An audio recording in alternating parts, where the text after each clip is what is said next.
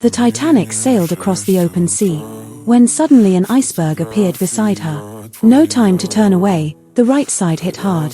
The ocean raged like a beast, ripping the ship apart. The old captain knew all hope was lost. He locked himself on the bridge, ready to sink at all costs.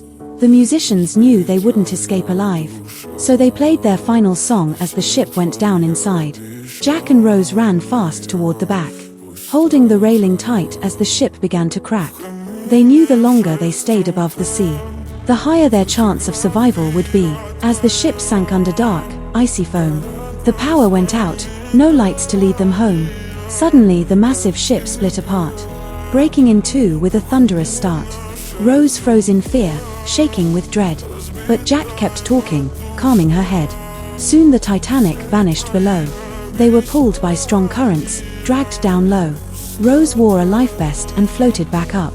A stranger grabbed her, filled with fear and panic.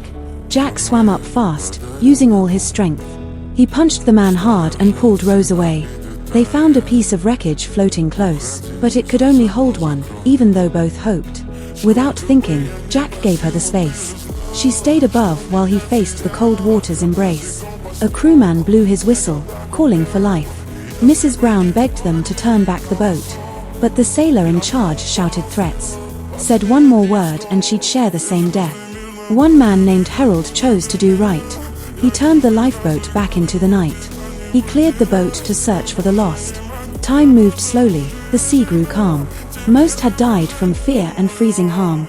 Rose was shaking, her body numb. Jack had no strength left, his time had come. With his last breath, he spoke from his soul. Winning that ticket changed my whole role. Meeting you was the best thing I knew. You'll survive this, live out your dreams, I promise you. Finally the rescue boat came into view. But the ocean was silent, a quiet graveyard too. They rode through bodies floating still, calling for life, but heard nothing at all. Rose woke up to the rescuers' cries. She tried to wake Jack, but his life had gone dry. His breathing had stopped, his spirit was gone. Right there, Rose nearly followed along. She wanted to freeze and stay by his side. Let the sea hold them together inside. But then she remembered the promise she made. She had to survive, she couldn't fade. She tried to shout, but her voice was weak.